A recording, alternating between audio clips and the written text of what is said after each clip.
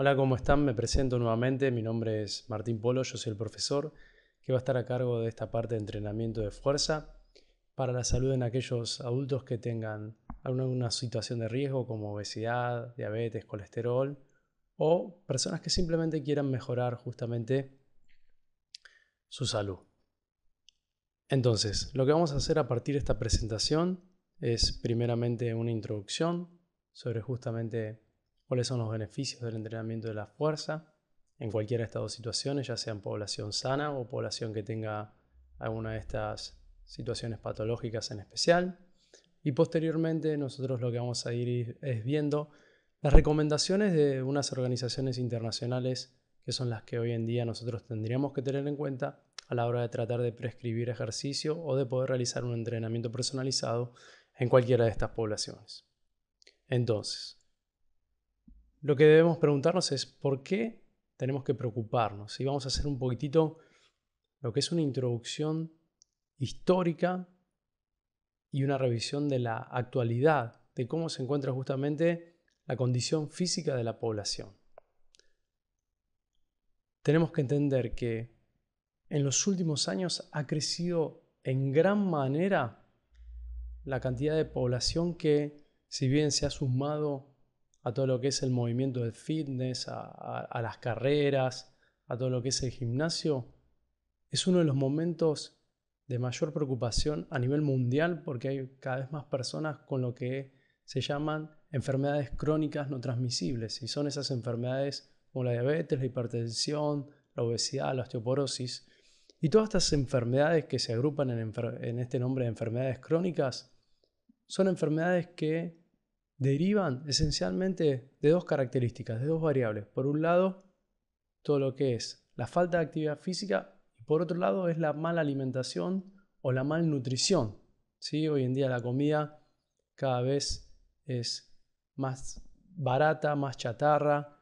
Los procesos en los que se producen justamente estos alimentos no benefician la salud, y por otro lado las personas tienen mayores características de tendencia, como podemos ver estas imágenes,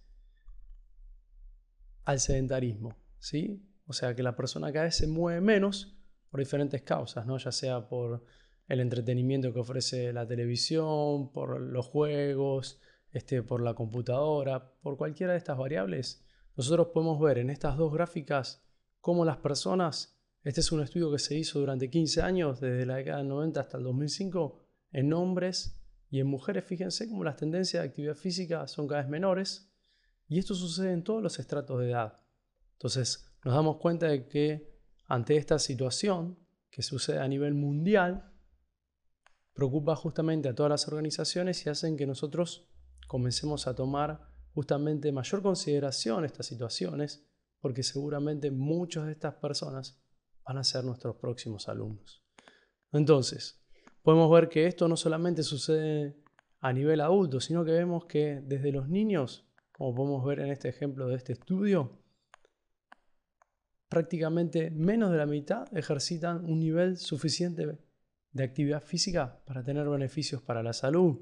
Sucede algo similar en adolescentes, donde podemos ver que los hombres y 2/3 de las mujeres de 12 a 21 años no participan regularmente en actividades físicas, y encima tampoco estas actividades físicas están relacionadas justamente con lo que es la actividad de la fuerza. Entonces podemos ver que en adultos solo el 22% de los mismos realiza una actividad física regular, y principalmente muchos de ellos llevan un estilo de vida sedentario. Y ni hablar en lo que son los ancianos o los adultos mayores, como hoy en día se llaman, que muchos de ellos, si no practican justamente suficiente actividad física, pueden tener problemas de coordinación, de agilidad, de equilibrio, para poder desplazarse en la vida diaria, siendo encima el envejecimiento una de las causas que produce el debilitamiento muscular y por lo tanto la incapacidad para que puedan desplazarse y tener una vida diaria saludable. Debido a todo lo que les estoy comentando, es que estas entidades como la Organización Mundial de la Salud, el Colegio Americano de Medicina del Deporte y la Asociación Cardiológica Americana, lo que han hecho es, cada tantos años, el Colegio Americano, por ejemplo, en el año 78, en el año 90, en el año 95, en el año 98 y en el año 2011, ha lanzado publicaciones una detrás de la otra, constantes. ¿Para qué? Para establecer recomendaciones, sugerencias, para que nosotros pudiéramos entrenar, ¿sí? Para que nosotros pudiéramos armar o prescribir justamente ejercicio a estas situaciones. Y así como el colegio, estas otras dos entidades lo que han hecho es involucrarse, lo que han hecho es unirse para poder prescribir y justamente ofrecer a cada uno de estos individuos una protección óptima contra este tipo de justamente enfermedades. Entonces, ¿por qué es que nosotros vamos a hacerlo? En este gráfico podemos justamente interpretar cuáles son los beneficios, ¿sí?, que pueden tener tanto el entrenamiento de resistencia como el entrenamiento de fuerza. En esta clase en particular, principalmente, nos vamos a referir a lo que es el entrenamiento de fuerza. Pero nosotros siempre también sabemos, porque es lo más común, que el entrenamiento cardiovascular o el entrenamiento, como también se puede llamar, aeróbico, es lo que más le recomiendan a las personas que tienen obesidad, que tienen diabetes, que tienen sobrepeso o que tienen algún problema cardíaco. Pero a través de esta tabla nosotros podemos ver que el trabajo de fuerza o el entrenamiento de fuerza también puede llegar a tener algunos efectos tan positivos como el de resistencia. Por ejemplo, podemos ver que la densidad mineral ósea, o sea, la salud del hueso, mejora tanto con el entrenamiento de fuerza como con el de resistencia. Entonces, esta mejora a mí me va a permitir que mis huesos, al entrenarlos, sean más saludables y resistan más, ¿sí? Las mujeres, por ejemplo, en la época de la menopausia, esta es una situación sensible. Cuando hablamos de composición corporal a nivel de grasa y de músculo, nosotros podemos ver que tanto el entrenamiento de fuerza como el de resistencia disminuyen la grasa, pero esencialmente el de fuerza es el que aumenta la masa muscular. ¿Y a quién le serviría esto? Fíjense, tanto a personas que tienen problemas cardíacos, personas que tienen colesterol elevado, personas que tienen sobrepeso, ¿sí?, o personas que tienen diabetes. El entrenamiento tanto de fuerza como de resistencia les sirve a cualquiera de estas situaciones. ¿Por qué? Porque disminuye la grasa, que afecta en todas estas situaciones mencionadas, y aumenta la masa muscular, que también beneficia su situación. Metabolismo de la glucosa. ¿Sí? Acá pensemos, la glucosa es justamente un nutriente que tiene el organismo para formar energía. Ahora, cuando hay alteraciones en la glucosa, esto se puede evidenciar en situaciones como la diabetes, donde las personas tienen inconvenientes justamente en la regulación de la glucosa, puede traer problemas de salud.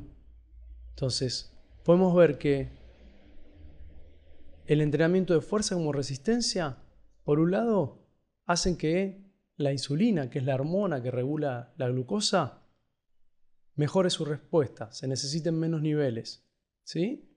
Y a su vez que seamos más sensibles. Entonces, la utilización de la glucosa como fuente de energía se ve mejorada. ¿En qué situaciones sería favorable para el organismo que sea mejorada esta condición de la glucosa? Podemos ver en las personas con diabetes y en las personas con sobrepeso. Esto es muy interesante y después lo vamos a hablar un poquitito más. Generalmente hay dos tipos de diabetes y uno de los tipos de diabetes vienen con las personas de sobrepeso.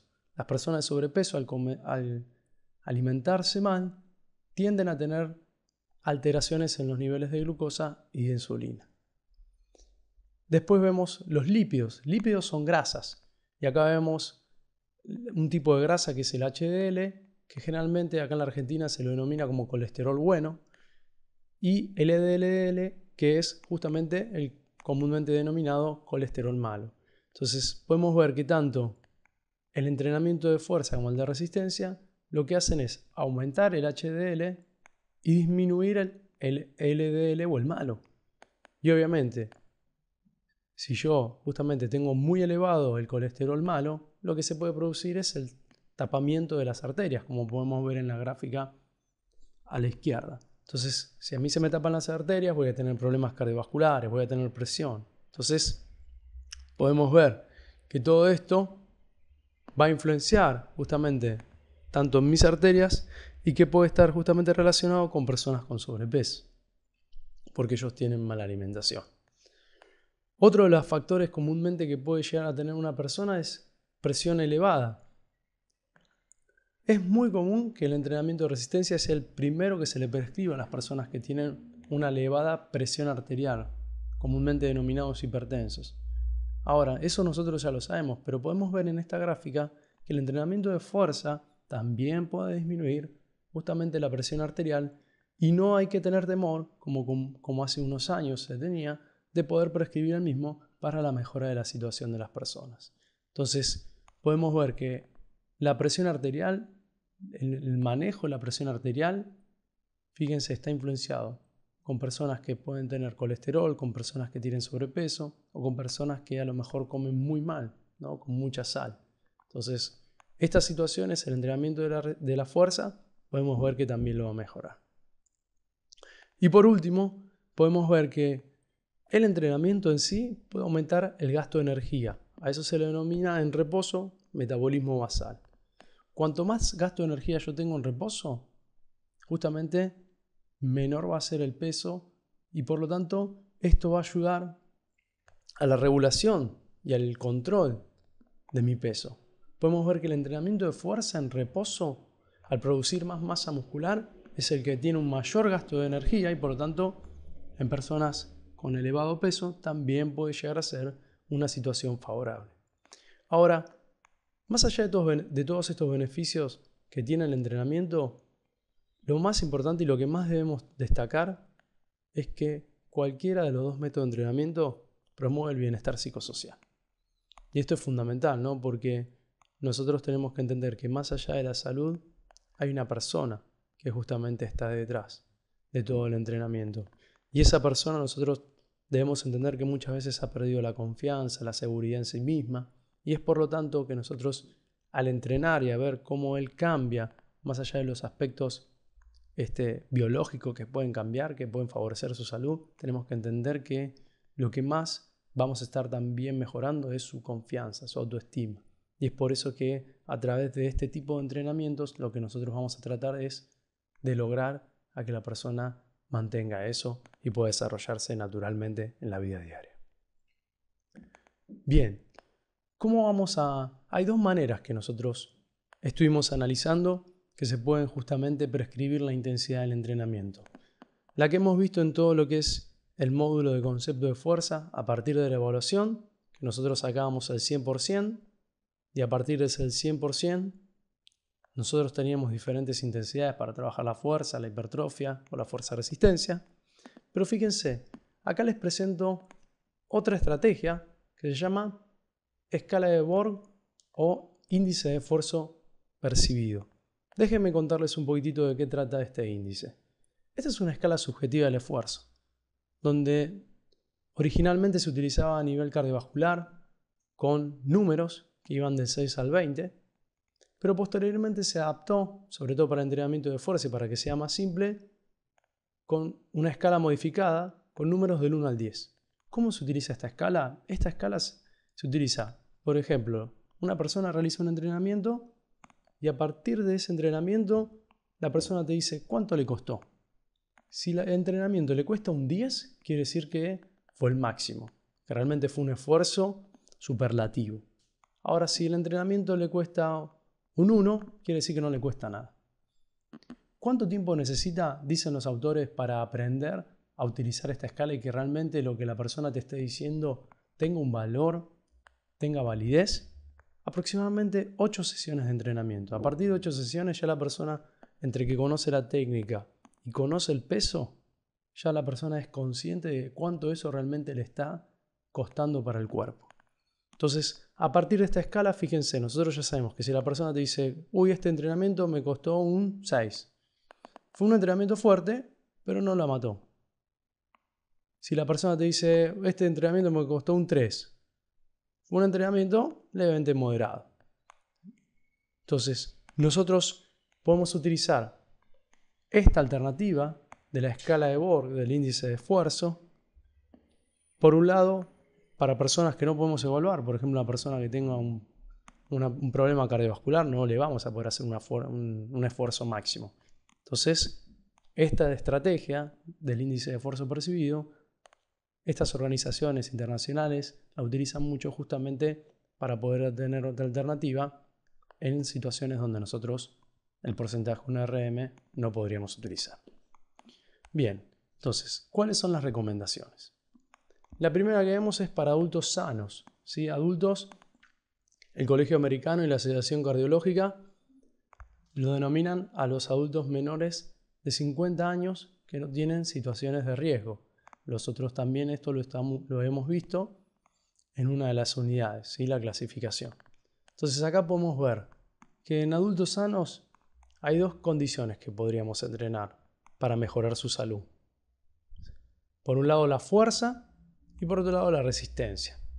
Entonces ahí tenemos la clasificación principiante, intermedio y avanzado y podemos ver cómo justamente dosificar las cargas en función de la intensidad, las series, las repeticiones, los descansos y la cantidad de veces por semana. Fíjense que a medida que va avanzando justamente la experiencia de esa persona con la que nosotros le vamos a realizar el entrenamiento, la exigencia en intensidad, en series, vaya aumentándose. Entonces podemos ver que el entrenamiento va cambiando en función de si la persona que quiere mejorar su salud tiene mayor o menor nivel. En el caso de la resistencia podemos ver que no hay mucha variación, pero que nosotros tendríamos que tenerlo en cuenta a la hora de decir, bueno, si es una persona avanzada y el rango es entre 15 y 25 repeticiones, yo le voy a tener que exigir más que la persona que es recién principiante. ¿Sí? Entonces, ¿cómo sería el ejemplo de los armados de entrenamiento para prescribir salud o para que realicen un entrenamiento de fuerza para mejorar la salud en una población adulto? En principiantes, una intensidad del 50%, él quiere mejorar justamente su condición. Una serie, esto está ampliamente estudiado, parece, realmente no suena muy familiar, pero con una serie la persona logra ya tener beneficio de la salud si la persona nunca ha entrenado. ¿Cuántas veces? 3 veces por semana.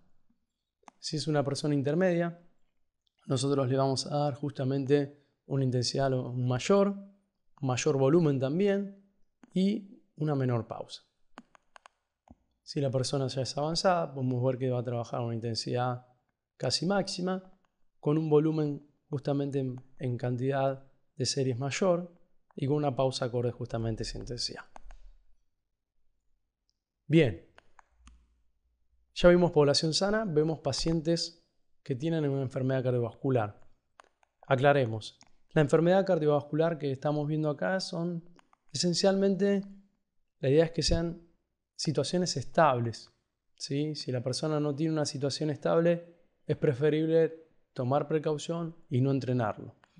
Entonces, cuando hablamos de una enfermedad cardiovascular, nosotros nos vamos a referir a enfermedades que están relacionadas a nivel cardíaco, como por ejemplo que haya tenido un infarto o que tenga algún problema en las arterias, que se tapen, que se obstruyan, ¿no? O que haya tenido alguna cirugía.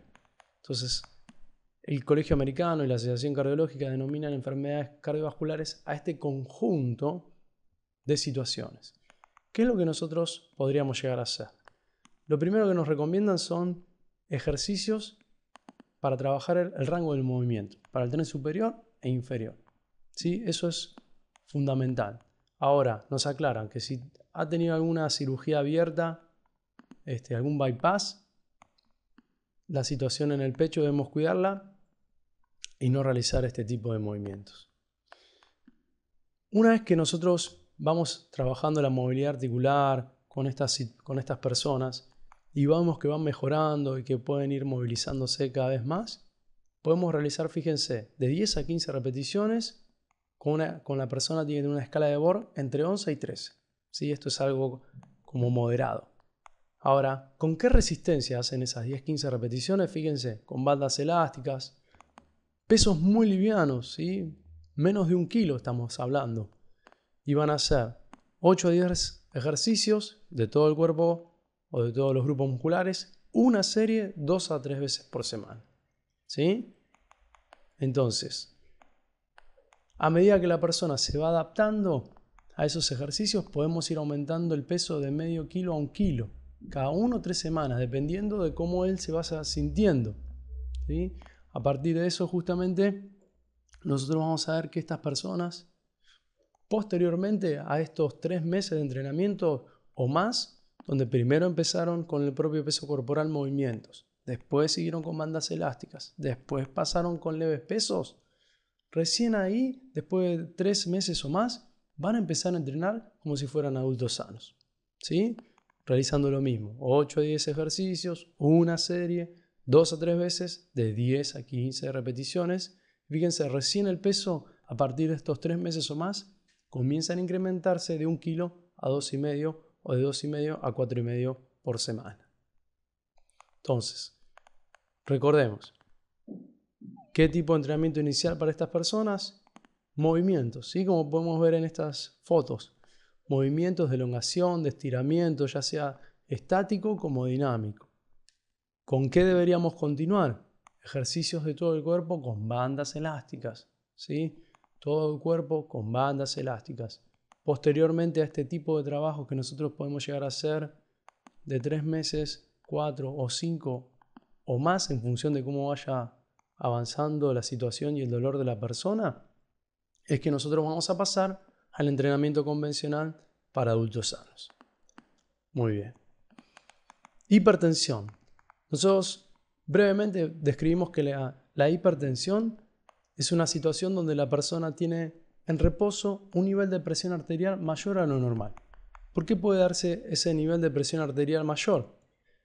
Ese nivel de presión arterial mayor se puede dar por la calidad de vida básicamente que tiene la persona, ya sea que es una persona sedentaria, una persona que realiza poca actividad física, una persona que tiene una muy mala alimentación, o la hipertensión también puede ser genética.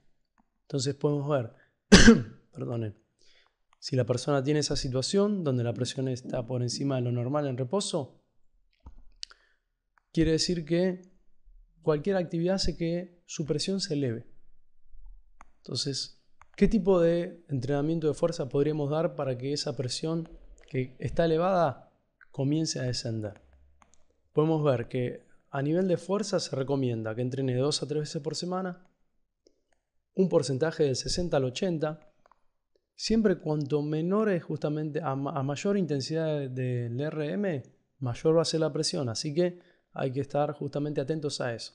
Si trabajan al 50, al 60 o al 70, va a estar bien. Tipo de ejercicio, todos los grupos musculares, ¿sí? Entonces, por ejemplo, recomendamos intensidad al 70, 2 series de 10 repeticiones. Primero comienzo con pausas de 1 a 2 minutos. Fíjense esto es un agregado que yo les comparto de otros estudios que he visto que han tenido muchos efectos. Es que lo ideal sería que una vez que la persona se adaptó en el primer mes, por ejemplo, y tiene hipertensión, entrenarlo en circuito. ¿Sí? En el módulo justamente de entrenamiento de la fuerza nosotros lo hemos analizado esto. Se refiere a entrenar un ejercicio detrás del otro.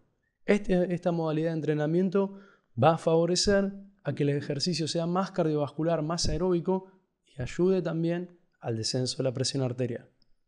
Por eso vamos a entrenar 2 a 3 veces por semana todos los músculos del cuerpo. Entonces, después de hacer una serie, pasamos a 2 o 3 series. Continuamos entonces acortando los descansos para que sea más aeróbico. Y la idea es hacer énfasis sobre todos los grupos musculares en todo el rango de movimiento. La idea es ir aumentando los pesos levemente para que vaya realizando 2 a 3 circuitos de manera continua. Fíjense cuáles son los beneficios, los efectos que puede llegar a ser. Pueden reducir la resistencia de todas las arterias, si lo mantiene durante el tiempo. Puede haber que la presión, cuando ustedes se la toman después del entrenamiento, baje, ¿sí? Esto hay que tenerlo muy en cuenta a la hora de entrenarlo. Después le va a volver a lo que él considera como normal, si esa presión elevada que él considera como normal. Todo esto va a permitir que haya una reducción de la actividad neural, que haya justamente una mejora del endotelio de los capilares, que haya, si hay capilares que han sido tapados, que han tenido, por ejemplo, lo que se denomina arteriosclerosis, ¿sí? lo que son depositamientos de lípidos justamente en las arterias, que todo esto se vaya limpiando y vaya mejorando justamente la elasticidad que había perdido esas capilares o esas arterias. Todo esto va a ser beneficioso para él.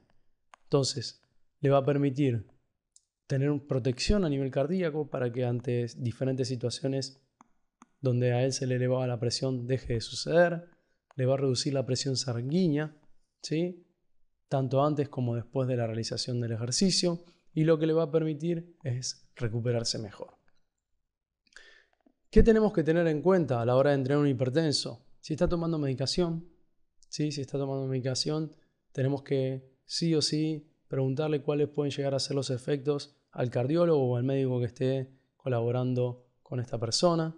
Debido a la medicación, ¿sí? Nosotros tenemos que hacer una vuelta a la calma prolongada. ¿Qué quiere decir? ¿Terminó el trabajo de pesas? Bueno, vamos a la cinta, hagamos una caminata muy tranquila, como para que la presión que había sido justamente manipulada durante el entrenamiento de la fuerza logre estabilizarse y la persona no se descompense, ¿sí? Si la persona tiene sobrepeso o hipertensión, justamente podemos ver que tanto al entrenar el sobrepeso va a mejorar y la hipertensión va a disminuir, no solamente por el trabajo que le están dando, sino que también porque va a cambiar justamente la contextura y la composición corporal de esa persona. Y podemos ver que el entrenamiento de fuerza también ha sido demostrado que disminuye y que se obtienen los mismos beneficios como en los adultos, en las personas mayores. Bien. Diabetes. Diabetes, nosotros recordemos que hay dos tipos de diabetes. Una que es la genética, ¿sí? Esencialmente la diabetes tipo 1. ¿Qué quise decir con genética? Quise decir que se produce una alteración en la cual la persona deja de segregar una hormona que es la que regula el azúcar en sangre, ¿sí? Que se llama insulina. Entonces, la glucosa, en vez de poder ingresar a los músculos o a los tejidos, queda en sangre. Entonces, estas personas son las que comúnmente nosotros vemos que se inyectan o que se aplican justamente una inyección, que esa inyección justamente tiene la insulina y hace que se regulen los niveles de glucosa. Este tipo de diabetes tipo 1 ocurre generalmente en adultos jóvenes, menores de 30 años. Ahora tenemos la diabetes también tipo 2, ¿sí? Que es la que mayor problemática tiene a nivel mundial. ¿Por qué? Porque es la que más hay. ¿Por qué se produce este tipo de diabetes tipo 2? Generalmente es, así como estuvimos hablando por la hipertensión, hay factores que se agrupan, como es una muy mala alimentación o una sobrealimentación, la persona come demasiado, y hay falta de ejercicio. Por eso la diabetes tipo 2 se la asocia con personas con sobrepeso o con personas que tienen obesidad. Entonces estas personas primero tienen, como comen mal y no hacen ejercicio, el azúcar se les acumula, esto se le denomina hiperglucemia, y a su vez también, si hay mucho azúcar en sangre, se segrega insulina, pero llega un momento donde la insulina se vuelve resistente a los tejidos. Entonces hay insulinoresistencia. Todo esto hace que se desregule la salud de la persona y necesite justamente un tratamiento médico sumado al ejercicio. Desde el punto de vista de la fuerza, para detener y prevenir y mejorar la diabetes, en ambos casos, en la 1 y en la 2, fíjense, podemos hacer trabajos de 2 a 3 veces por semana, sumado a trabajos aeróbicos, de 2 a 3 series, de 8 a 12 repeticiones. Justamente cuando trabajamos en esta intensidad y esta cantidad de repeticiones, es un trabajo que estimula por parte del músculo la utilización, recordemos que la glucosa es energía, entonces estimula muchísimo la utilización de la glucosa como fuente de energía, ¿sí? ¿Qué vamos a entrenar? Todos los grupos musculares. Entonces ahí podemos ver un ejemplo. Intensidad del 70%, 3 series de 10, de 1 a 2 minutos de pausa, ¿sí? Mínimo 2 veces por semana, óptimo 3, sumado a los trabajos aeróbicos. ¿Qué consideraciones deberíamos tener en las personas diabéticas? Primero que nada, que se controle previo al ejercicio. ¿Por qué? Acá podemos ver en la foto cómo ellos, por un lado, se aplican y por otro lado, utilizan medidores de glucosa a través de unas tiritas, unos reactivos, que ellos ven qué nivel de glucosa tienen para saber si pueden entrenar o no. Entonces, podemos ver que si el nivel de glucosa de ayuno es mayor a 250 miligramos, ¿sí? Y hay cetosis, o sea, una situación donde la persona estuvo utilizando mucho grasas, si tiene 250 y hay cetosis a partir de esta valoración que ellos hacen, no debe hacer ejercicio. O la otra situación donde también lo debe evitar es justamente cuando tiene un nivel de glucosa mayor a 300. Entonces, sí o sí monitoreamos la glucosa pre-ejercicio. En realidad lo monitorean ellos, nosotros le preguntamos. Es algo que debemos tener en cuenta. Post ejercicio también le tenemos que justamente preguntar. ¿Por qué? Porque hay un efecto que es posterior al ejercicio que se produce en la respuesta justamente del metabolismo de la glucosa, es que a lo mejor le baja demasiado, por encima de los niveles normales, ¿sí? Los niveles normales de azúcar son entre 70 y 100. Entonces, si le baja esto es en personas completamente sanas. Ahora, una persona diabética a lo mejor tiene un nivel de 150 como un valor saludable para él, como un nivel sano para él, como un nivel diario, cotidiano. Si la persona tiene un nivel muy por debajo de lo que comúnmente tiene en el día, o sea, de 150, no debería realizar este tipo de entrenamiento ni ningún otro, porque el efecto posterior puede llevarlo a una situación como sería un cuadro hipoglucémico. Y esto es una situación crítica. Entonces, evitémoslo. Por eso hay que identificar cuando se necesitan cambios o ingestas en la dosis de insulina. ¿Por qué? Porque la persona va a ir regulando si tiene que ponerse más o menos insulina para evitar lo que es la hiperglucemia, como estuvimos viendo en el punto anterior, o la hipoglucemia, como estuve explicando recientemente. Por eso es que tiene que aprender la respuesta de la glucosa en función del ejercicio que le estamos dando. Siempre es ideal, fíjense, tener glucemias mayores a 100. Suena contradictorio, ¿no? Martín, dijiste que la glucemia normal es entre 70 y 100. Sí, pero eso recordemos, es para personas sanas. Un diabético suele tener mayores niveles de glucosa. Por eso, si la persona tiene 100 y le damos un entrenamiento, le va a bajar y va a entrar en un coma o en un cuadro crítico. Entonces, lo evitamos. ¿Cómo podemos evitarlo? Teniendo siempre alimentos, teniendo caramelos, teniendo gaseosas. Todo esto va a favorecer a que si nosotros vemos que la persona comienza a sentirse más o menos, le podemos brindar un alimento para que, deteniendo el ejercicio y ese alimento, vuelva a normalizarse la glucosa. Bien. Personas que tienen cáncer. Nosotros vamos a ver que las personas que tienen cáncer son enfermedades que justamente hay un crecimiento descontrolado. ¿Qué quiere decir esto? Que se produce una alteración, una anomalía en la célula del organismo de la persona, que lo que hace es dañar el ADN. El ADN es donde está la información genética de todas las células del cuerpo. ¿Por qué puede darse el cáncer? El cáncer realmente no hay una explicación completamente validada, pero sí se sabe que muchas veces es hereditario, ¿sí? Que este es un factor interno, o muchas veces es dado por el entorno, por factores externos. Por ejemplo, una persona que fuma mucho, una persona que toma a lo mejor un determinado tipo de medicación, o una persona que se estresa mucho. Entonces, todo esto hace que se altere la función de las células y produzca justamente la propagación de las mismas, alterando diferentes tejidos, como la sangre, como el hueso, como las mamas, etc. Entonces, generalmente el cáncer se da en poblaciones adultas. Ahora, hay que tener presente que al tener justamente alteraciones en las células, estas personas, por un lado, pueden tener un tratamiento y por otro lado, pueden tener sensaciones de fatiga constante. Entonces, si bien lo que hacemos nosotros a través del entrenamiento es tratar de mejorar justamente esos niveles para que la fatiga o para que esa situación de salud pueda estar un poco mejor, nosotros tenemos que tener en cuenta la condición que estas personas pueden presentar. Desde el punto de vista de fuerza, las recomendaciones que se ofrecen Son entrenamientos, fíjense, con intensidades bajas, ¿sí? De 1 a 3 series de 8 a 12 repeticiones, con bastantes descansos, y se hace mucho énfasis en los trabajos de flexibilidad mientras se está trabajando la fuerza, que debemos trabajar todos los grupos musculares. Ahí tenemos un ejemplo, intensidad 40%, 2 series de 8 repeticiones, con 1 a 2 minutos de descanso. ¿Qué deberíamos tener en cuenta si trabajamos con una población de estas características? Como les estuve mencionando, la fatiga, ¿sí? Que esta fatiga puede ser dada por la misma enfermedad o por el tratamiento que se está realizando.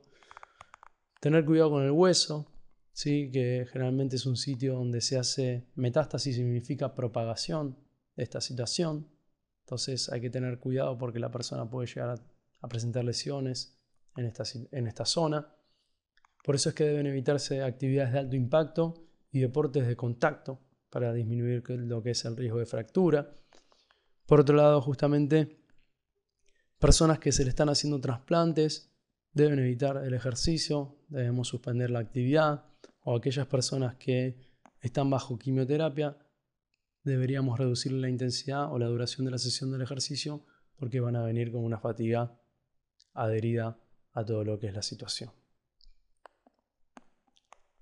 Por último, vamos a hablar de lo que es la osteoporosis.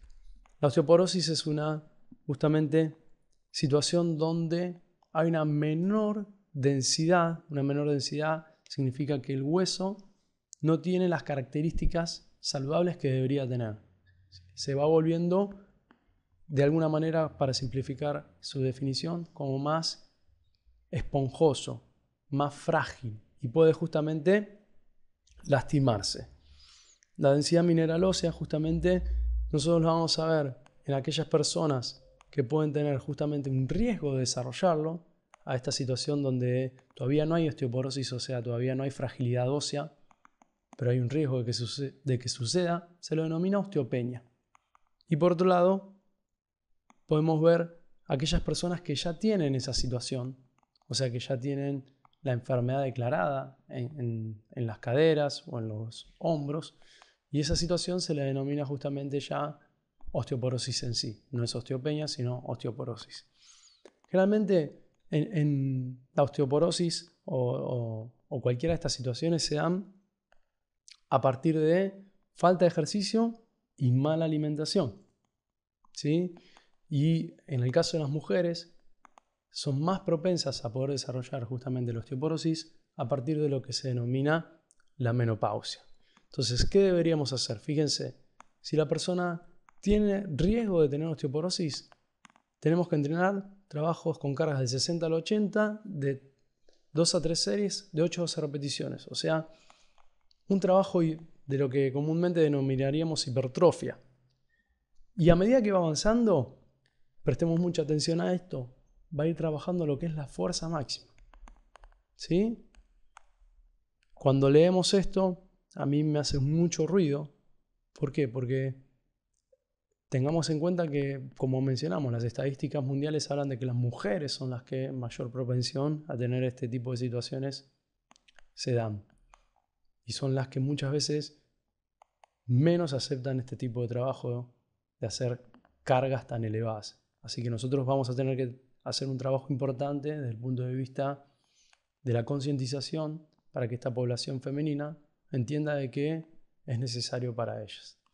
Por otro lado, en personas con osteoporosis podemos ver que las cargas no son tan elevadas porque ya el hueso tiene otra condición, pero que también necesitan cargas dentro de todo lo que son moderadas para poder beneficiar la salud ósea.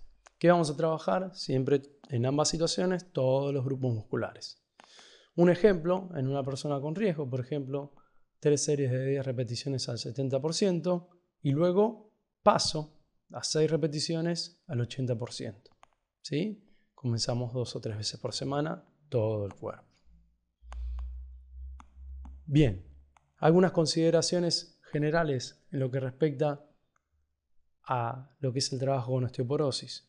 Nosotros sabemos que si bien hay recomendaciones en cuestiones a intensidades relacionadas con un porcentaje de la fuerza máxima, tenemos que tener en cuenta que la persona tiene una sensibilidad a nivel óseo que muchas veces puede manifestarse. Entonces, si pasa eso, nosotros deberíamos justamente evitar o agravar el dolor y dejar de hacer ese ejercicio en el caso de que esta sea la situación. Por eso tenemos que tener en cuenta la sensación también que nos manifiesta la persona. Deberíamos evitar todo lo que son movimientos explosivos y de alto impacto, ¿sí? Y todo lo que es la torsión, o sea, todo lo que es el retorcimiento, la flexión y la compresión de la columna vertebral. ¿Está bien? Es muy importante también combinar el trabajo de fuerza con trabajos de equilibrio, ¿sí? Todo esto también va a beneficiar lo que es la salud ósea. Bien, simplemente no vamos a ver más recomendaciones, pero queríamos dejarles también que tengan en cuenta cuáles son situaciones donde no deberíamos entrenar fuerza, como lo que es personas que tienen angina inestable, un problema respiratorio inestable, cuando tienen presiones elevadas, cuando hay alteraciones cardíacas como una disritmia o ha tenido justamente un fallo cardíaco reciente, ¿sí?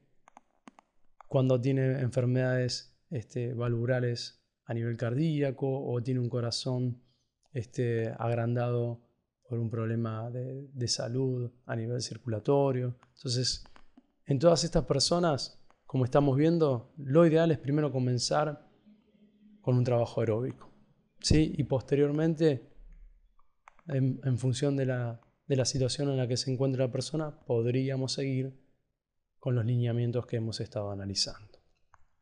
Bien, les doy muchas gracias por su atención y nos vemos en la próxima capacitación. Estoy a su disposición. Muchas gracias.